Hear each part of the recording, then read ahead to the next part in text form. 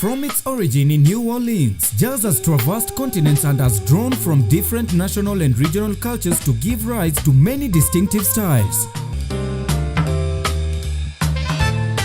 The festival was conceived by Bob Collymore in a concert that was held at the Michael Joseph Center. The aim was to bring the first-of-a-kind jazz festival in Kenya at an affordable cost that will give Kenyans an opportunity to sample timeless music, that is jazz.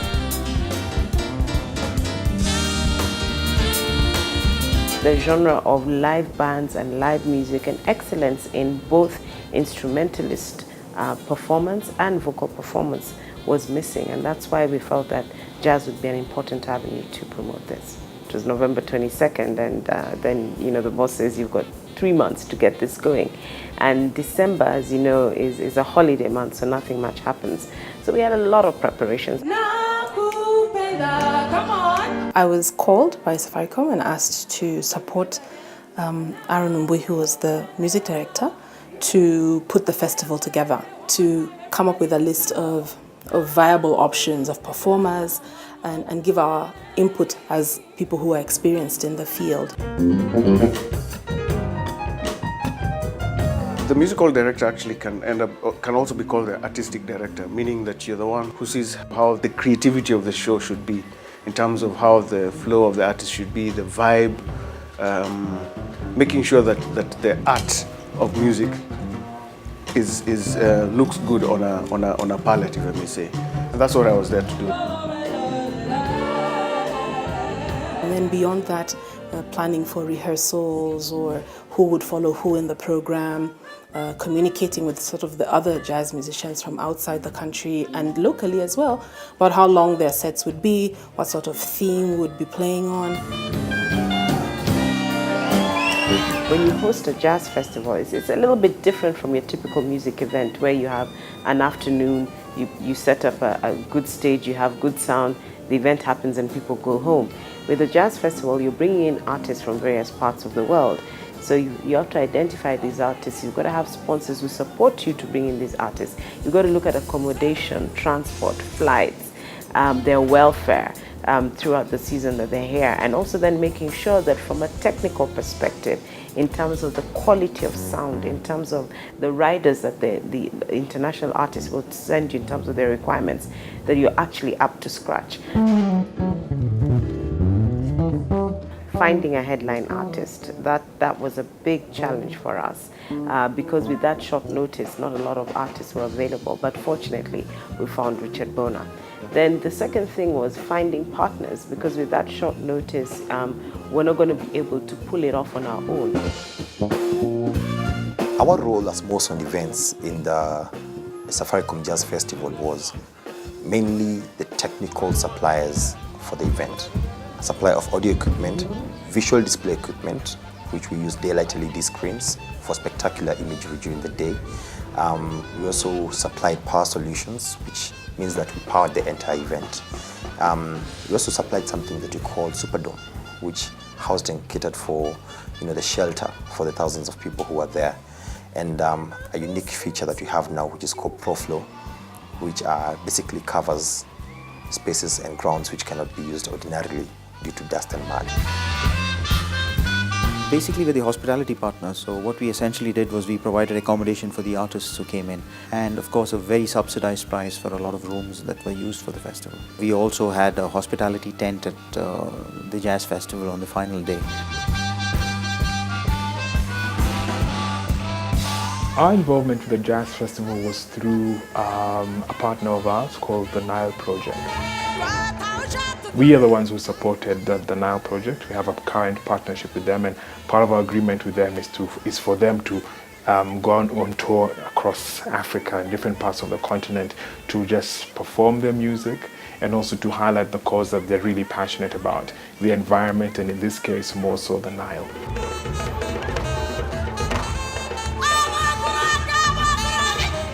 He gave us an opportunity to show the work that Hivos is doing in arts and culture in the region and supporting arts and culture, and we're glad that Safaricom gave them that opportunity to perform at the Jazz Festival. The preparations were quite vast. One, remember all the artists that came in. were from various parts of the world. Getting these technical specifications and the turnaround time, there's a lot of planning with the artists, the music directors, and the team from Safaricom. The second thing is that the weather was quite unpredictable. One day it's raining and the other day it's really bright and sunny, and so that was a challenge. The venue we used was a venue that has not been used before for such a nature of an event, and so transforming it from just an open space into an amazing setup was also quite a challenge, but we pulled it off. On the week of the festival, when the artists were around, I would be the one who would attend the sound checks, make sure that everything that they need in terms of the art itself, in terms of playing, in terms of their sound requirements, in terms of what they would like, how they'd like the stage to be, that's what I was doing. The expectation was that we would give our local artists an opportunity to interact with international artists. It's really important, because sometimes what you think is good is actually mediocre on the world stage. And as is commonly said, you can be a legend in your own lunchbox, where you think, I'm really great. But when you're put on an international stage against an international artist, then you realize that you have quite a way to go. It's long overdue that a festival of that kind was happening in this area of Africa, because we are used to South Africa owning all the big major festivals like this Joy of Jazz, Cape Town Festival. And actually someone rightly put it, I attended a jazz festival in my own country. There are many who can't travel to go check out music outside there. And for me, that was the big one. And then secondly, interacting with artists. Richard Bona, of course. Richard Bona is one of the greatest African jazz musicians, and so that for me was a highlight. I think the performances were great, and it was interesting to see how the audience responded, for instance, to the Ethiopian jazz artists, to the Sudanese jazz artists, and it just goes to show that there's a lot of talent across Africa. Our local artists also put up a good performance. People like Jacob, people like Chris, people like Eddie Gray. I think there's a lot of excitement when Eddie Gray came on stage. Kavuda definitely was wonderful to listen to. So I think the performances were good.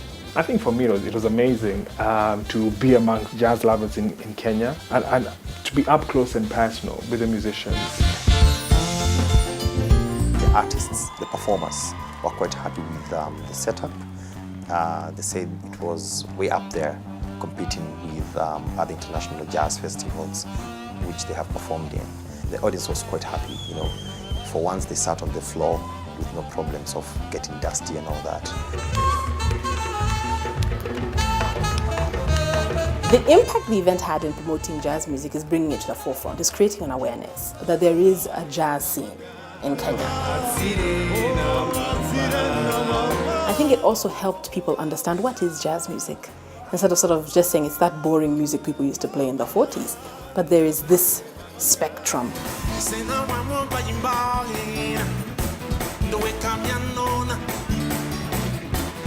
We'd like Safaricom to help us to bring a different flavor of jazz to Kenya. And if there is an opportunity like that, we'd definitely be involved again. To create something for the first time excited us terribly. I think the platform that Safaricom has created in terms of getting the Jazz Festival is brilliant, and this is something that will outlive the creator at some point of time. And it is very encouraging for us to be part of something like this. For Safaricom to be able to do this and position Kenya on the map as a country of excellence in music is great.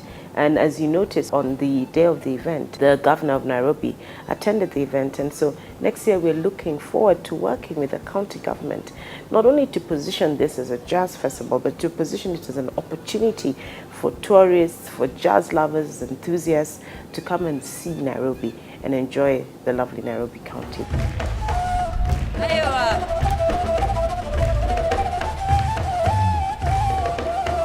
Safaricom decided to use the proceeds made from this massive concert to help the needy in the community.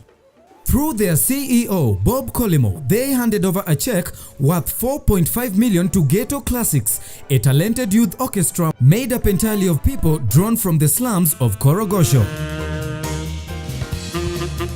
We are extremely grateful that to be the recipients of this money.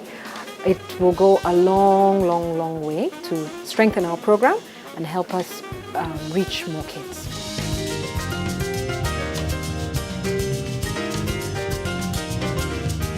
Ghetto Classic imenisaidia kuimprove talent yangu. It's really nice to see that people actually benefit from a cause like this, to see what Ghetto Classics was actually doing for the children, and to look at success stories that came out from their project. It's very heartwarming.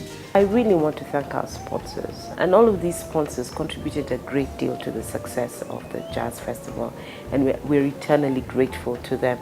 We look forward to working with them next year. And also to Kenyans at large, our message at Safaricom, as always, is celebrate the good in Kenya. Come out and support your local artists, and look forward to the Jazz Festival in 2015. It will be great.